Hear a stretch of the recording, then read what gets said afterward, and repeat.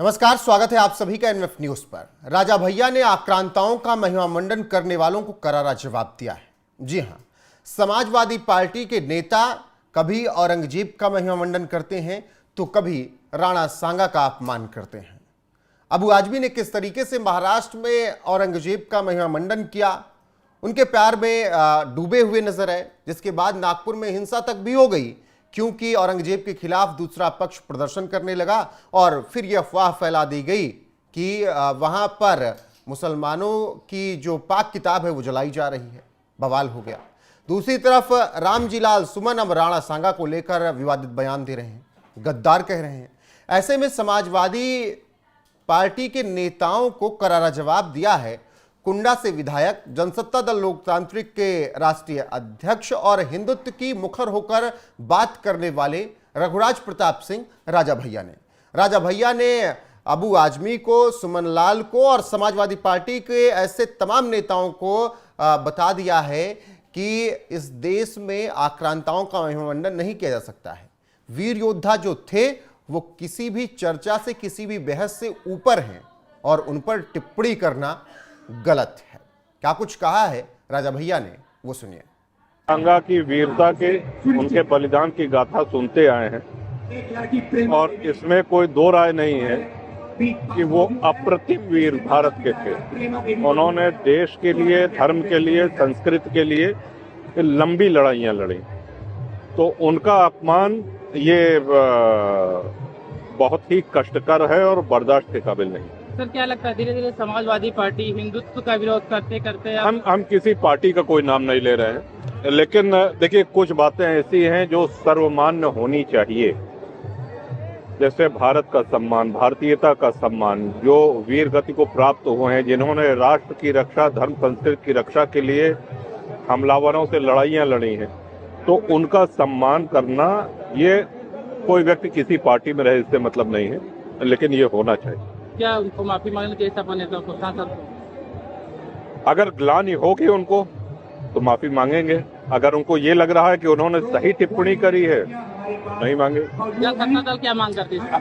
नहीं, जनसत्ता दल महाराणा सांगा को बहुत सम्मान के नजरों से, और जनसत्ता दल ही नहीं, भारत का हर एक आम नागरिक, राणा सांगा, महाराणा प्रताप, राणा कुंभा, बप्पा रावल, रानी लक्ष्मीबाई, छत्रपति शिवाजी महाराज, ये सब ऐसे नाम हैं जो विवाद के ऊपर हैं, इन पे कोई चर्चा हो ही नहीं सकती।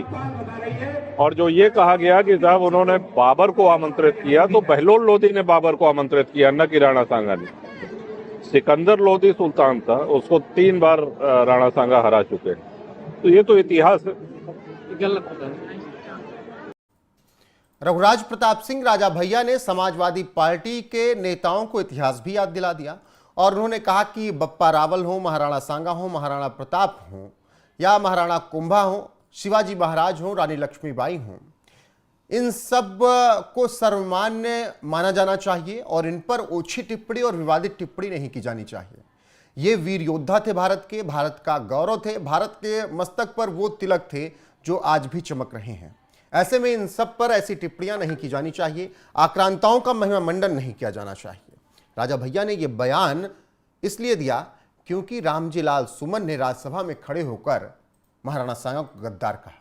सुनिए क्या कुछ उन्होंने कहा था। हर बात में एक तो बीजेपी के लोगों का तकिया कराम हो गया है सभापति महोदय कि मुसलमान, इनमें बाबर का डीएनए है। उप सभापति महोदय, मैं जानना चाहूंगा कि बाबर का डीएनए मुसलमान में है। हिंदुस्तान का मुसलमान तो बाबर को अपना आदर्श मानता नहीं है, वो तो मोहम्मद साहब को अपना आदर्श मानता है, सूफी संतों की परंपरा को अपना आदर्श मानता है। लेकिन सभापति महोदय, मैं जानना चाहूंगा कि बाबर को लाया कौन? बाबर को इब्राहिम लोदी को हराने के लिए राणा सांगा लाया था। तो मुसलमान तो बाबर की औलाद है और तुम गद्दार राणा सांगा की औलाद हो, ये हिंदुस्तान में तय हो जाना चाहिए।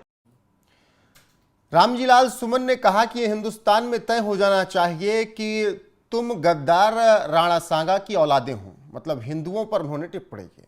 ऐसे में रघुराज प्रताप सिंह राजा भैया ने उन्हें बताया कि राणा सांगा कौन थे और इसके अलावा औरंगजेब का महिमा मंडन करने वालों को भी राजा भैया ने करारा जवाब दिया, यानी अबू आजमी को भी उन्होंने लपेट दिया। दरअसल समाजवादी पार्टी के तमाम नेता आजकल आक्रांताओं का बहुत महिमामंडन कर रहे हैं। औरंगजेब के लिए उनका प्यार उमड़ पड़ रहा है। औरंगजेब के खिलाफ वो एक शब्द नहीं सुनना चाह रहे हैं। ऐसे में निश्चित तौर पर शिवाजी महाराज और संभाजी महाराज का अपमान हो ही रहा है, क्योंकि वो औरंगजेब को महान बताने में लगे हुए हैं।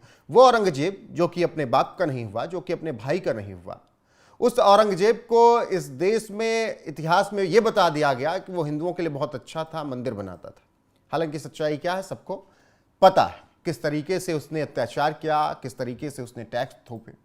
अब दूसरी तरफ महाराणा सांगा को इस तरीके से विवादित टिप्पणी करके उन्हें गद्दार बोलकर लोधी जैसे साम्राज्य को महिमामंडित किया जा रहा है समाजवादी पार्टी की तरफ से।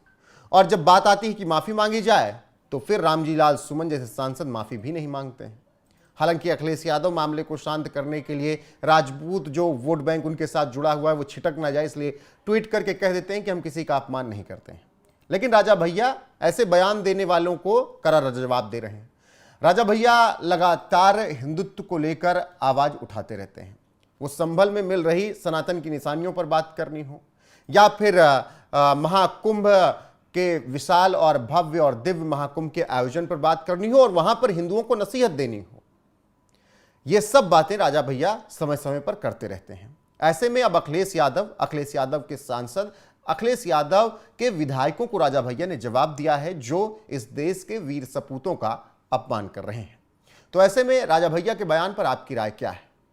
कमेंट करके अपनी राय जरूर दीजिएगा। वीडियो को शेयर कीजिएगा, लाइक कीजिएगा, चैनल को सब्सक्राइब करना ना भूलिएगा। बने रहेगा हमारे साथ। नमस्कार। हर बात में एक तो ये बीजेपी के लोगों का तकिया कलाम हो गया है सभापति महोदय कि मुसलमान इनमें बाबर का डीएनए है। उप सभापति महोदय मैं जानना चाहूंगा कि बाबर का डीएनए मुसलमान में है। हिंदुस्तान का मुसलमान तो बाबर को अपना आदर्श मानता नहीं है, वो तो मोहम्मद साहब को अपना आदर्श मानता है, सूफी संतों की परंपरा को अपना आदर्श मानता है। लेकिन सभापति महोदय मैं जानना चाहूंगा कि बाबर को लाया कौन? बाबर को इब्राहिम लोधी को हराने के लिए राणा सांगा लाया था। तो मुसलमान तो बाबर की औलाद है और तुम गद्दार राणा सांगा की औलाद हो, ये हिंदुस्तान में तय हो जाना चाहिए। ये रामजी सुमन जी पर इसलिए अटैक हुआ कि एक तो वो दलित हैं और दलित होने की वजह से उन पर अटैक हुआ है।